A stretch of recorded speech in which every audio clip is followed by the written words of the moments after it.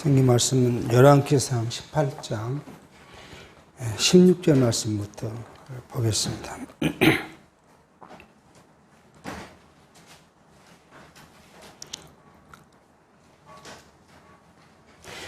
16절 말씀.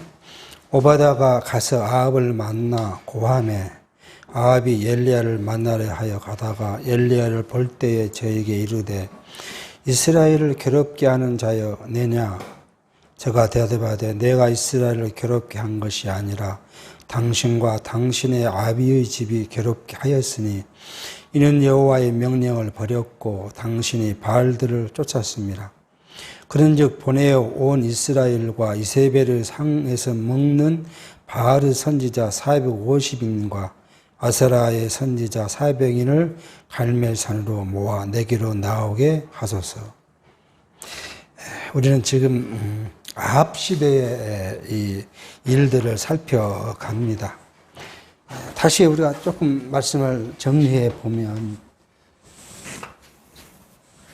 제가 젊어서 많이 고민하고 생각했던 게 뭐냐면 사무엘상하, 열왕기상하, 역대기상하를 놓고 이 내용이 중복되죠. 중복된 이 내용을 성경이 왜 이렇게 중복되게 기록되고 있을까 하는 것을 이제 많이 고민을 했던 때가 있었습니다. 물론 이제 우리 말씀운동교회 언약성찰 성경신학을 통해서 우리가 살핀 이유가 정리가 된 것이죠. 이 열왕기상하는 북이스라엘의 멸망, 그죠? 그러니까 우리가 열왕기상하의 제목이 언약 왕조를 이탈한 왕조인 북이스라엘의 멸망을 살핀다고 이야기를 했고요. 역대기하는 남유다의 전속을 지금 이야기를 합니다. 똑같이 북이스라엘과 남유다가 범죄했음에도 불구하고 북이스라엘은 멸망케 하고 남유다는 그 나라를 언약대로, 그죠? 우리는 이미 이게 다 알고 있는 사항이죠. 이 앞에 언약대로 보존해 주신다고 이야기해요. 그러니까 이 역대기야 제일 마지막 가면은 이제 시드기야가 바벨론에 잡혀가고, 그리고 말씀 끝난 다음에 이제 온 것이 말하면 고레스 왕 원년에 칙령을 내려서 다 돌아가게 했다. 그렇게 지금 그러면서 역대기하가 끝나죠. 그러니까 그걸 보면 남유다의 전속과 북이스라엘 멸망에 대한 것들을 이야기하는데, 그 앞에 뭐예요? 사무엘 상하는 이 남유다 다윗 왕국을 세웠는데 다윗에게 어떠한 약속을 했는가를 살펴주고 이야기해주고 역사를 진행시킨 것을 기록하고 있는 걸 볼 수가 있습니다. 그러니까 열왕기상하나 역대기상하나 이게 다 같은 시대의 역사이죠. 북이스라엘과 남유다의 역사를 대비해 가는데, 여기는 722년에 여기는 586년에 바벨론의 아수리에게 멸망했던 것들을 좀 살펴봅니다. 그 중에 지금 아합 시대 이야기를 지금 하고 있는데, 이미 지난 시간에 아합과 이제 엘리야의 관계를 우리가 살펴봤습니다.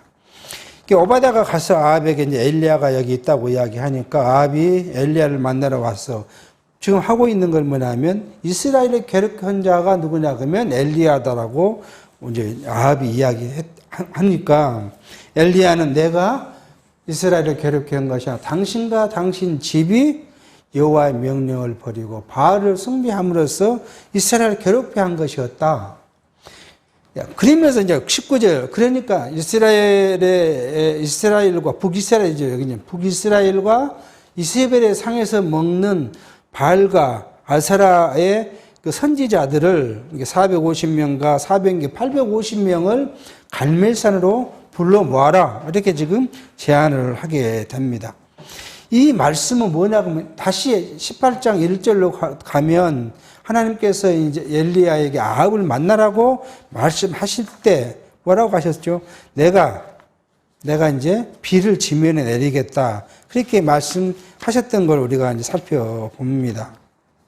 그러니까 하나님이 이미 엘리야에게 비를 내리시겠다고 약속을 하셨기 때문에 엘리야는 분명하게 비가 내릴 것을 알고 어떻게 할 것인가, 어떻게 비를 내리게 할 것인가, 하나님의 주관이, 섭리가 어떤 것인가를 이제 나타내 보이고자 한 의도가 있는 것이죠.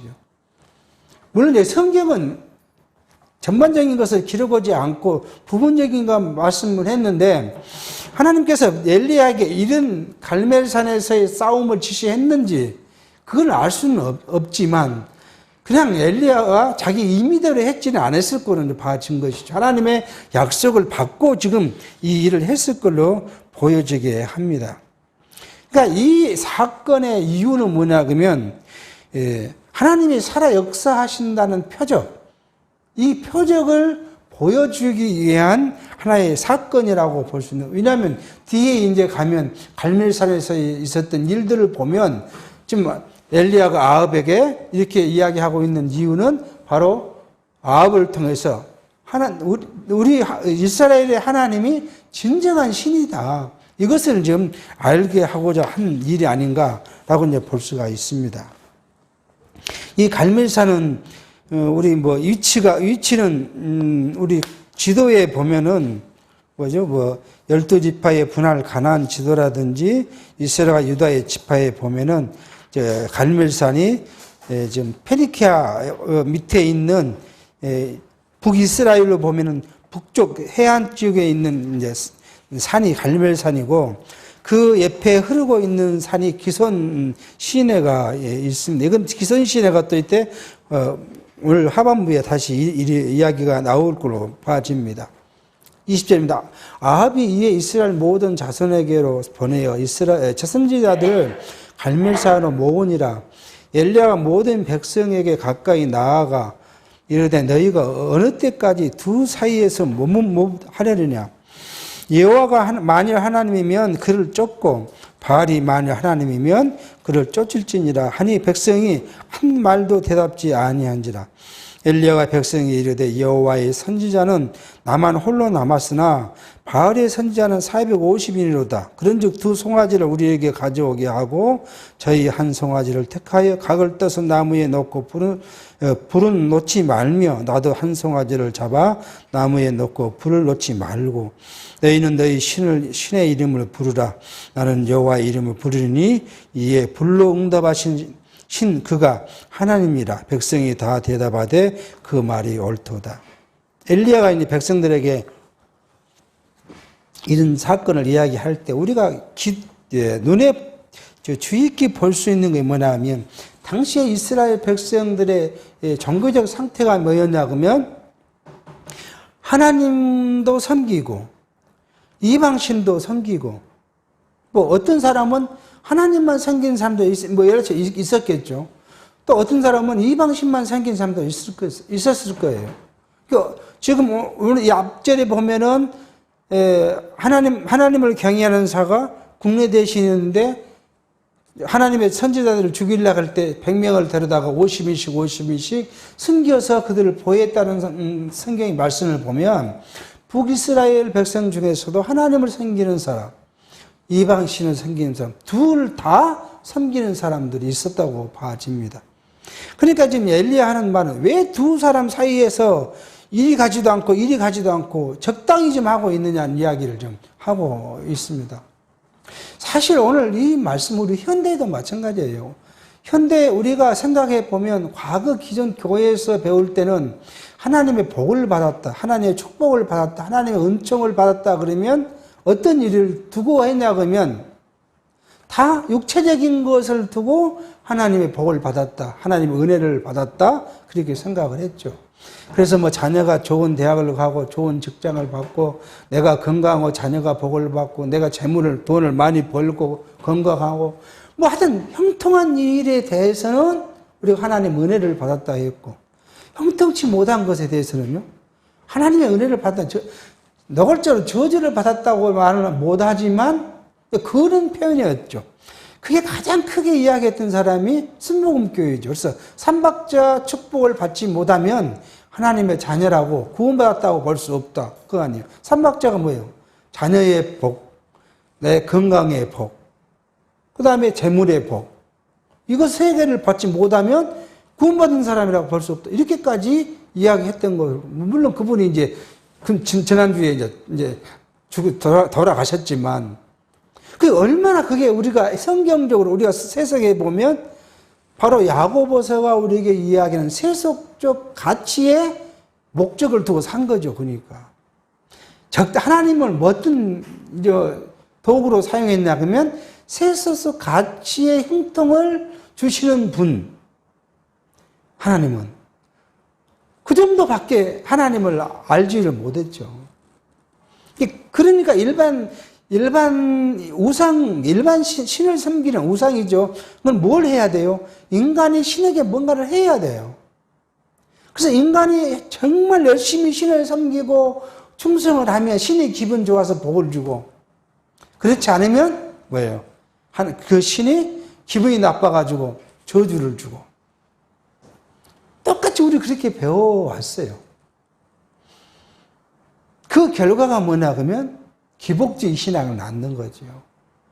또 기복주의를 또 좀 더 나아가면 포괄적으로 말하면 인본주의적 신앙을 낳았죠.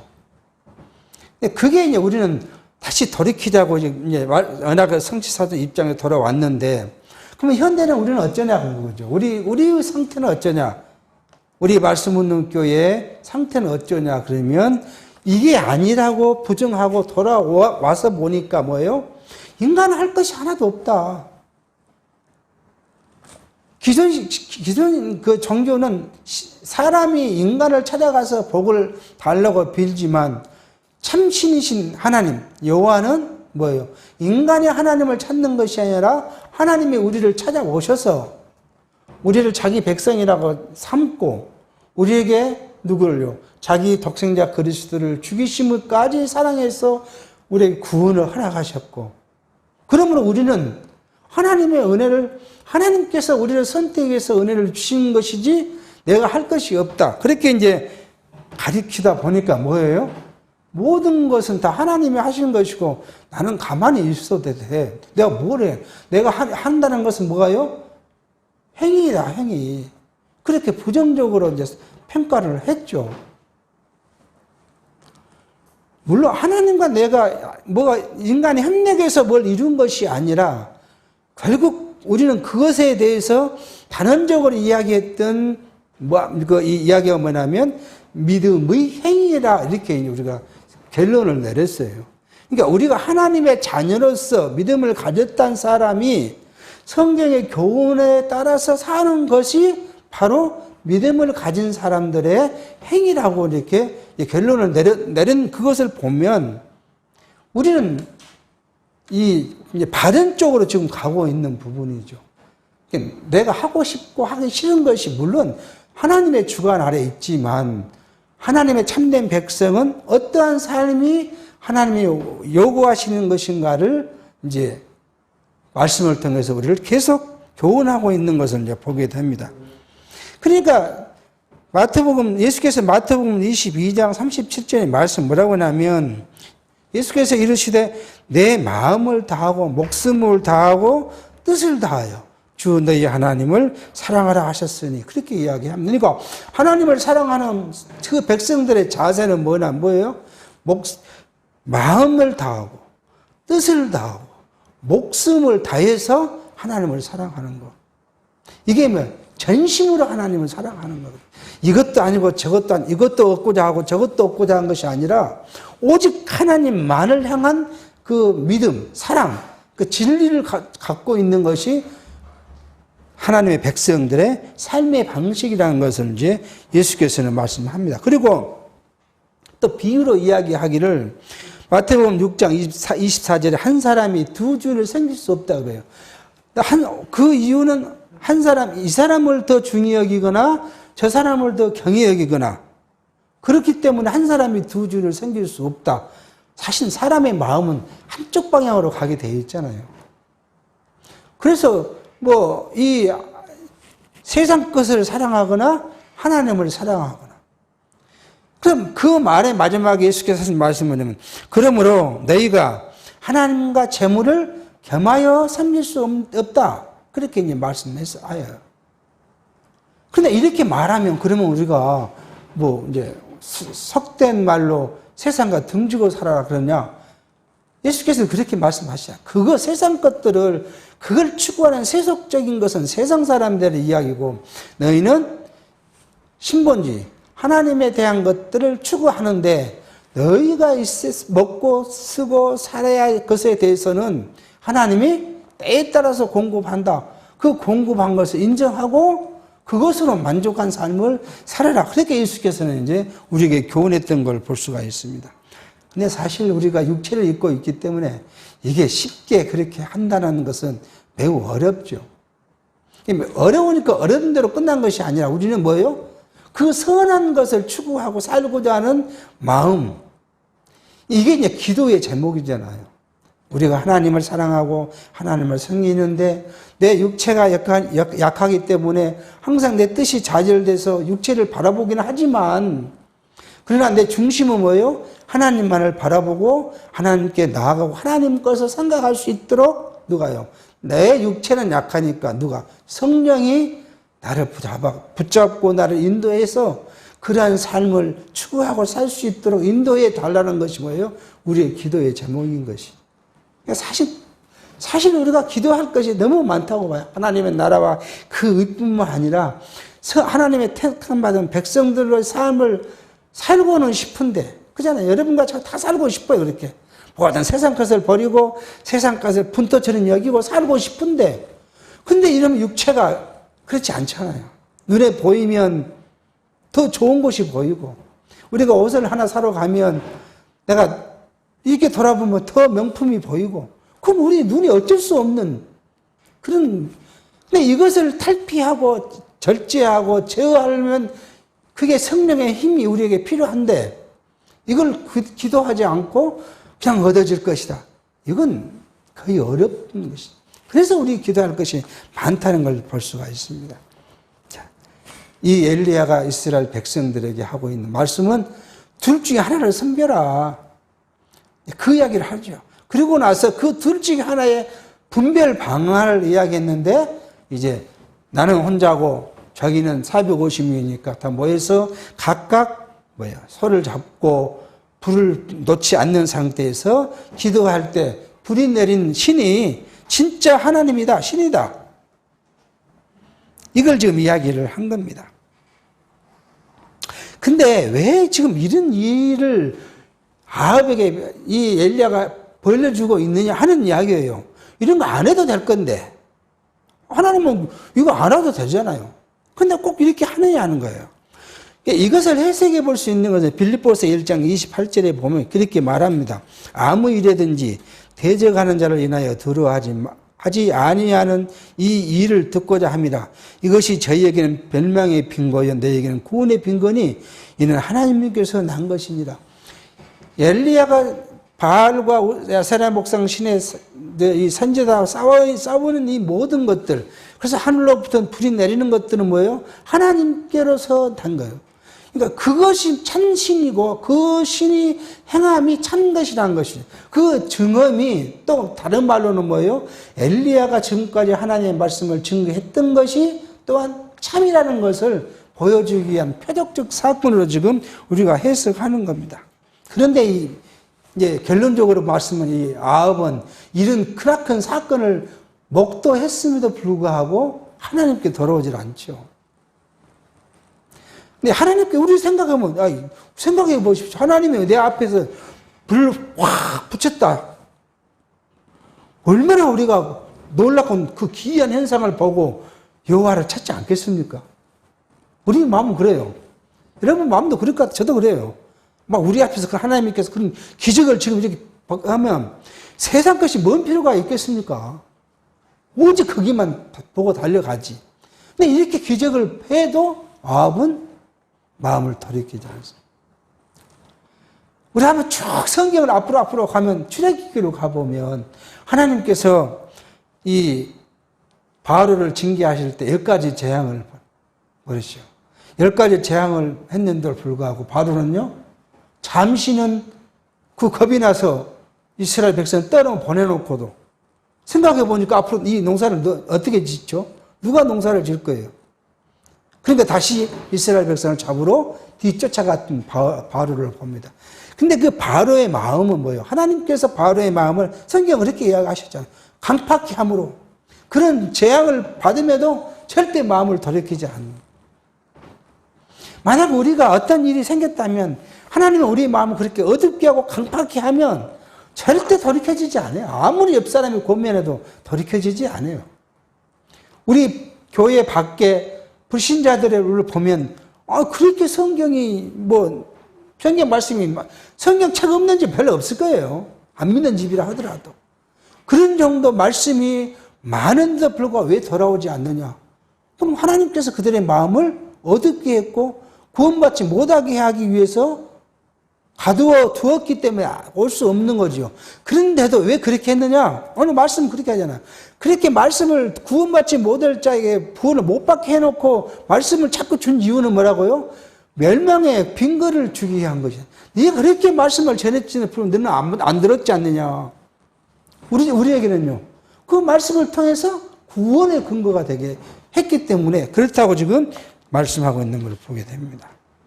그러니까 하나님의 말씀을 우리가 받고 기쁨을 받지 못하는 것은 뭐냐 그러면 전하는 자의 문제가 아니라 받는 자의 마음의 문제죠. 하나님 내 마음을 그렇게 열었느냐? 열어주셨느냐? 아니면 내 마음을 닫았느냐 하는 이야기지 이게 누구의 잘못이 아니라는 것을 생각해 볼 수가 있습니다. 자, 이렇게 이제 바알과의 싸움을 아합에게 제안을 했습니다. 25절 엘리야가 바알의 선지자들에게 이르되 너희는 많으니 먼저 한 송아지를 택하여 잡고 너희 신의 이름을 부르라. 그러나 불을 놓지 말라.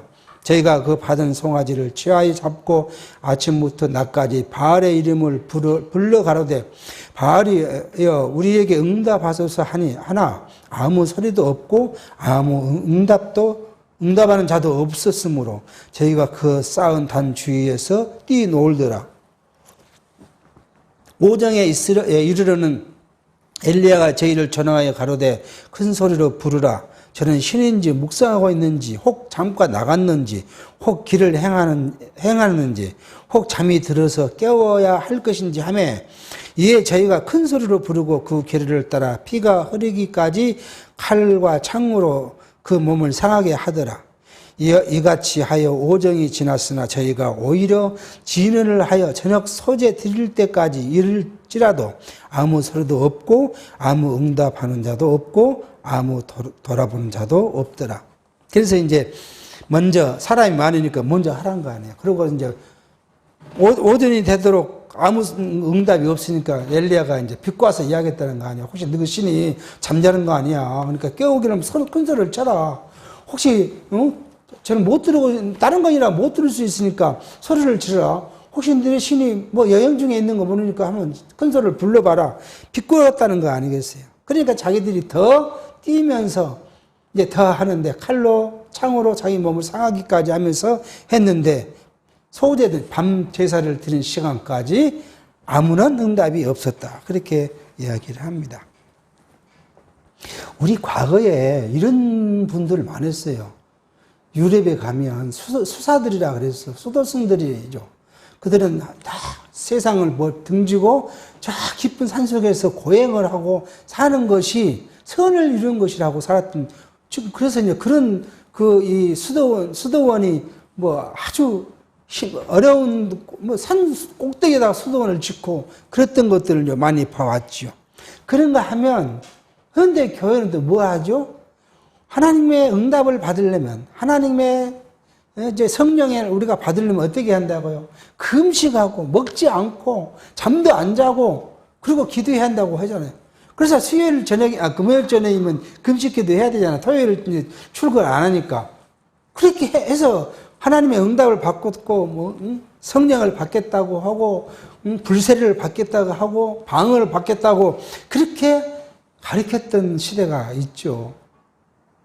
지금도 그렇게 하긴 하더라고요. 이 신비주의적 입장을 많이 하는 목사님들은 그런 걸 많이 하더라고요. 이게 다 뭐예요? 자기 인간의 노력을 갖고서 하나님과 뭔가 접신을 해보자고 하는 거 아니에요. 접신을 해보자. 얼마나 우매하냐. 이 기독교에서 지금 이렇게 말하는 거 얼마나 우매한 것이에요. 그 우매한 것을 가리키고 그렇게 막 어떤 도구로요? 교인들을 교회에 불러 모으는 도구로 이렇게 사용하는 거죠. 저는 가끔 웃음의 소리를 하면 그러면은 예언을 하고 방언을 하면 누가 먼저 해야 좋겠어요? 목사님이 먼저 한 거 좋지 않겠어요? 그래서 자기 목사님이 막 방언을 와 하고 예언을 하고 그러면 교회가 얼마나 막 놀랐겠습니까? 그런데 목사님이 방언을 했다는 사람들 거의 못 찾아봤거든요. 이게 얼마나 무서운 일을 해놓고 무서운 줄 모르고 그렇게 하고 있는 걸 볼 수가 있죠. 야, 그러니까 이제 엘리야가 하는 겁니다. 30절 엘리야가 모든 백성을 향하여 이르되 내게로 가까이 오라. 백성이 다 저에게 가까이 오매 저가 무너진 여호와의 단을 수축하되 야곱의 아들들의 지파의 수요를 따라 12돌을 취하니 이 야곱은 여호와께서 옛적에 저에게 임하여 이르시기를 내 이름을 이스라엘이라 하리라 하신 자더라. 여기에 지금 그 여호와의 단을 지금 수축했다 그러는데 이 단에 대해서는 찾아도 이 언급이 별로 없더라고요. 아무리 뭐 주석을 찾고 이스라엘 그 납비들의 그 이 가르침을 이제 든 것들을 찾아봐도 여기 지금 갈멜산에 여호와의 단이 있었다는 것에 대해서 기록이 전혀 없고 해석이 되어 있질 않아요. 언제 단을 쌓는지 모르겠고 이 단의 성격이 뭔지를 모르는 거죠. 그러니까 쉽게 말하면 예루살렘에 있는 성전은 아니겠지만 하나님께 이제 그 성전이 있기 전에 하나님 이제 저는 그렇게 생각을 해요. 예루살렘 성전이 있기 전에 이스라엘 백성들이 하나님을 향해서 제사를 드리기 위해 만든 단이지 않았겠는가 하는 생각을 해 봅니다. 그것이 이제 사람들이 가지를 않고 그러니까 이제 무너졌겠죠.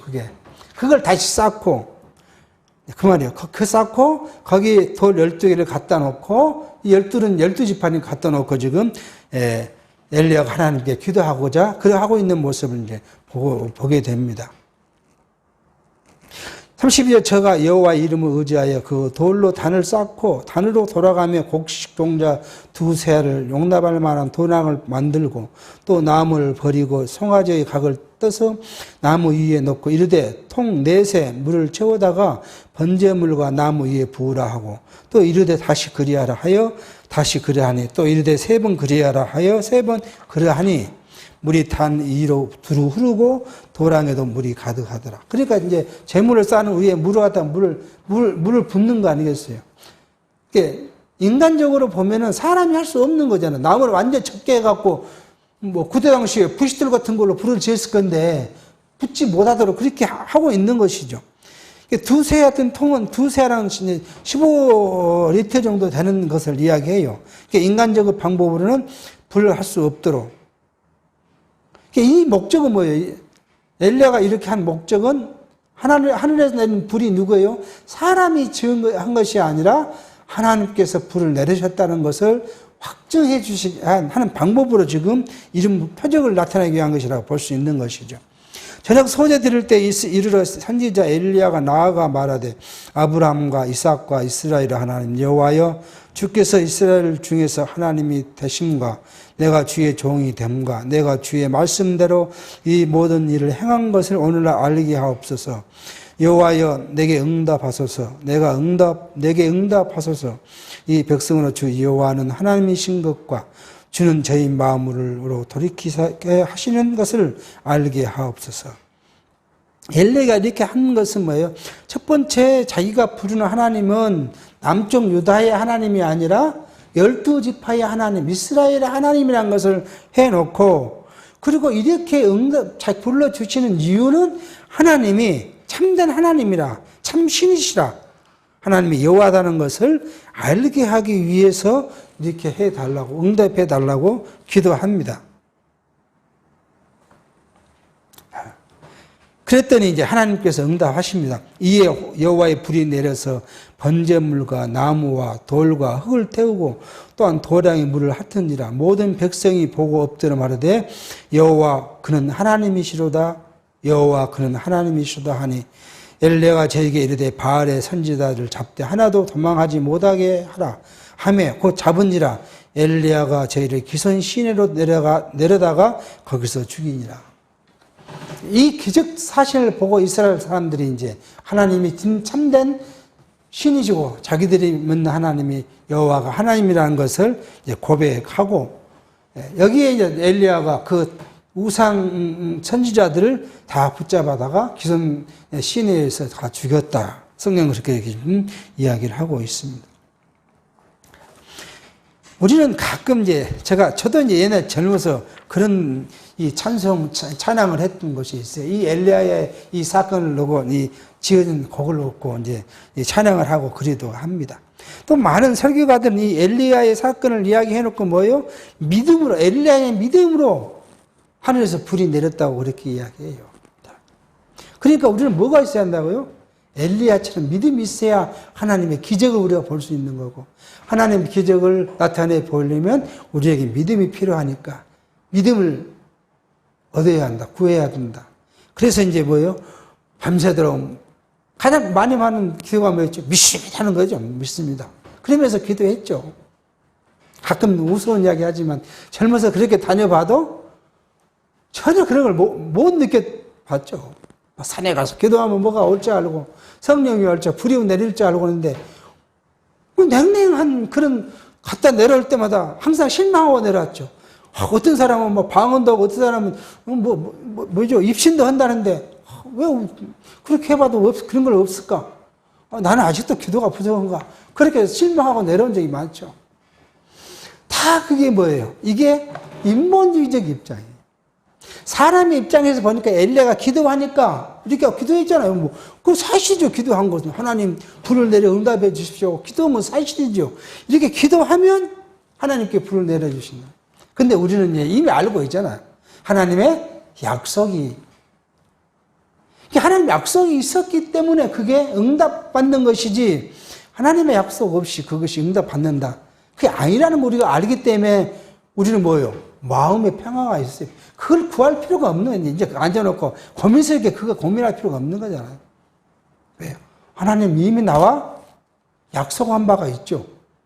근데 그 약속을 내가 다 알 수가 없어. 성경은 하나님이 성경을 통해 이스라엘 백성들에게 약속을 이미 이야기했지만, 오늘 우리에게는요, 약속을 한 바가 없어요.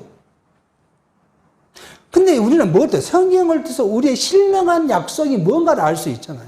육체의 약속은 없지만, 내가 너에게 뭘 해주겠다 한 하나님의 그 음성은 우리가 들은 적이 없지만, 내 신령한 것, 내 영혼, 내 신령한 것이 추구하는 영원한 나라, 그 나라는 어떻게 하시겠다고 이미 성경 66권에서 우리에게 약속하고 성취되는 증거를 지금 보여주고 있기 때문에 그것을 우리는 분명히 이루어질 것이라는 사실을 우리가 확인하고 확정되어 있어서 우리가 하나님을 믿는 거 아니겠어요? 그렇지 않으면 우리 똑같이 그렇게 불러야죠. 그러니까 그 언약을 모르면, 약속을 모르면 불러야 되지. 하나님, 잠든 자지 말고 내 기도에 응답해 달라고 기도해야 돼요. 엘리야가 바알과 아세라 목사 선지자들에게 빛 와서 말한 것처럼 그렇게 소리를 쳐야 하나님 됐잖아요. 이게 부흥집회 가면 우리 옛날에 부흥집회 뭐라 했죠? 만세 삼창하듯이 주여 제 3번 삼창하라고 기도 시작하잖아요. 하나님 번쩍 잠을 깨고 들으라고. 다 인본적이, 사람 입장에서 보면 그렇게밖에 이야기할 수가 없는 거죠, 그게. 근데 그것이 맞는지 알고 그렇게 따라 했어요. 그렇게 따라 해봤더니 결과가요, 아무것도 없었죠. 왜요? 하나님은 우리에게 그걸 약속을 안 했기 때문에. 자, 오늘 좀 엘리야의 이 사건을 통해서 우리가 다시 한번 생각해 볼 수 있는 부분입니다. 자, 그리고 꼭 우리가 기억해야 할 것은 뭐냐 그러면 이 기적 사건의 목적이 뭐예요? 하나님을 계시하는 것이죠. 그러니까 어떠한 것도 인간을 위해서 하신 건 하나도 없어요. 자기 계시를 위한 표적적 사건을 일으키신 것이지 사람에게 뭘 주기 위한 것이 아님을 이야기하죠. 그러니까 하나님께서는 이 엘리야를 통해서 뭐 했다고요? 비를 내리지 않겠다고. 뭐 3년이나 그런 말은 우리가 아니었죠. 이 지면에 내가 다른 말하기 전까지는 비가 오지 않겠다고 엘리야가 했는데 그대로 비가 오지 않는 것이죠. 비가 오지 않는 표적도 하나님이 하신다는 것이고, 오늘 여기에 갈멜산에서의 기적적인 재물에 대한 재물을 태우는 사건도 그런 것들이 참 하나님이 하셨다는 것을 우리가 알게 하시는 것이고, 또 그리고 비가 내리게 한 것도 뭐예요? 하나님이 하셨다는 것을 알게 하게 한 것이. 이제 41절 그걸 말합니다. 엘리야가 아합에게 이르되 올라가서 먹고 마시소서. 큰 비의 소리가 있나이다.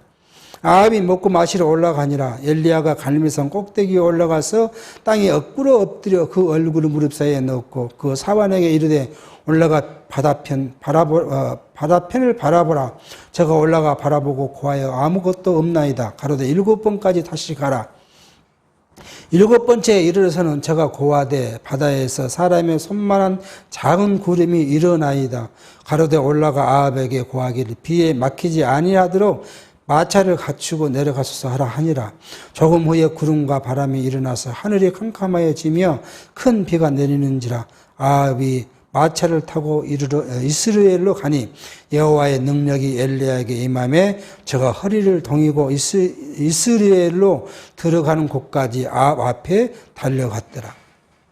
자, 그렇게 해서 이제 비가 내리는 것이 누구예요? 하나님께서 아합에게 비를 주겠다고 엘리야 통해서 이야기한 대로 비가 내렸다. 그런데 여기 또 다른 표적적인 사건이 벌어져요. 이 아합은 마차를 타고 가는데 엘리야는요, 자기 허리, 이게 치는거리 치마 같은 옷을 입으니 그 허리에 딱 동이고 달리는데 마차보다 빨리 갔다는 거 아니겠어요?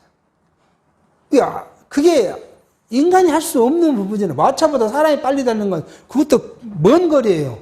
그 갈멜산에서 이스라엘까지는 한 30km 된 거리예요. 30km를 마차보다 빨리 달린다는 건 도저히 인간이 할 수 없는 그 일이 하나님의 뭐라고 여기서는 그렇게 하나님의 여호와의 능력이 엘리야에게 임함으로 그렇게 하나님의 능력으로 그가 빨리 갔다. 이것을 지금 누구에게 보여주는 아합에게도 보여주는 일이지만 이스라엘 전체에게도 보여주는 것이고 오늘날 우리에게도요 하나님의 능력이 무한하다. 전능하신 분이라는 것을 오늘 우리가 알게 하신 말씀이라고 볼 수가 있겠습니다.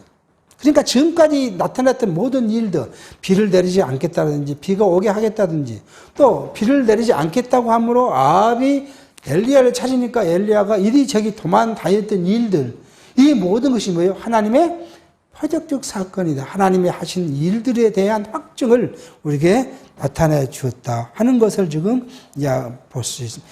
그러므로 이스라엘 백성들은 뭐 하는 거예요? 하나님 여호와가 참신입니다. 그러므로 하나님 여호와만을 섬겨라 하는 것을 좀 교훈하고 있는 말을 보게 합니다. 그러고 나니까 이제 엘리야 같은 선지자도 기진맥진을 합니다. 기진맥진을 해. 왜요? 이세벨이 엘리야를 잡아 죽이려고 하니까 도망자 신세가 되는 거죠. 엘리야가 이제 기진맥진해서 도망가는 사건을 이제 19장에서 살필 겁니다. 우리는 아무리 은혜를 받았다 해도 그 은혜가 소멸될 때가 있어요. 그럼 소멸되면 신령한 측면에서 기진맥진해요. 지쳐요. 그것을 우리가 생각해 보면 뭐 해야 합니까? 항상 우리가 하나님의 말씀을 묵상하면서 하나님께 내게 주신 은혜가 소멸되지 않도록 붙잡고 있는 것이 매우 중요해요. 우리의 기도가 쉬지 않고 할 수밖에 없는 이유가 뭐냐면 내게 주신 은혜. 이건 엘리야에게는 표적적 사건을 통해서 하나님의 은혜를 생각했다면 오늘은 엘리야보다 더 큰 표적적인 사건을 우리가 본 거잖아요. 2000년 전에 그리스도께서 오셔서 죽으시고 부활하셔서 그 다음에 승천하시고 다시 오시겠다고 약속하신 엘리야의 사건보다 더 큰 기적적인 사건을 우리가 말씀을 통해서 봤다면 그걸 붙잡는 우리의 마음이 굳건해져야 한다는 거예요. 굳건해지도록 우리가 뭐예요? 항상 말씀을 붙잡고 기도하는 것이 우리에게 필요한 모습인 것을 알게 합니다. 그러니까 우리 예수께서 우리에게 주신 약속을 우리가 기억하지 못하거나 믿어지지 않거나 그러면 뭐예요? 우리가 무슨 힘으로 신령한 삶을 살 수 있겠습니까? 그리스도께서 우리에게 주시겠다는 성령이 내 안에 있다는 것을 믿어지지 않으면 무슨 힘으로, 육체의 힘으로 살 수 있겠습니까? 그리스도께서 부활해서 승천하시고 다시 오시겠다는 약속이 믿어지지 않으면 무슨 우리 힘으로 세상의 유혹을 뿌리치고 살 수 있겠습니까? 못 삽니다. 이 말씀이 우리 안에 꽉 우리 안에서 붙잡혀 있어야 돼요. 그래야 우리가 세상의 유혹을 이길 수 있어요. 세상 것보다 하나님이 더 좋고 그리스도가 더 좋고 어떤 자가 말한 것처럼 하나님의 집에 하루가 세상의 천년보다 좋아져야 말씀을 붙잡고 즐거움, 기쁨으로 살 수 있는 것이죠. 그래서 내가 내 집에 있는 것보다 어디예요? 성도가 서로 모여서 말씀을 나누는 것이 더 좋고 또 내가 세상의 것보다 조용히 하나님께 묵상하는 것이 더 좋고 그래 조용. 그래서 우리가 참된 백성으로서의 삶이 더 세상 사람의 삶보다 즐겁고 화평하고 평강이 있어야 믿음을 지키는데 덜 힘들죠. 근데 그것이 없으면 하라 해서 하려고 하면 얼마나 힘이 듭니까? 즐거운 마음으로 그것이 세상 사람이 봤을 때는 힘들 것이 보일지 몰라도 내가 좋고 즐거우면 그것이 하나도 힘들지 않고 살 수 있는 것이죠. 요즘에 젊은 사람들한테 그렇게 가르치지 않습니까? 네가 즐거운 일하고 살아라. 그래야 덜 힘들다. 어제 보니까 뭐 젊은 사람들이 부산에 나무 배를 만드는, 막 자기들이 나무 배를 만들려고 하더라고. 영도에서. 김영철의 동네 한 바퀴 그거 보니까. 근데 뭐라고 하냐, 그 친구가. 자기가 좋아하는 일을 하니까 밥만 먹을 수 있으면 된다는 거예요. 돈을 못 벌어도. 그렇게 자기 좋아하니까 사는 거예요. 우리가 하나님의 말씀이 내 속에 있는 것이 뭐 같아요?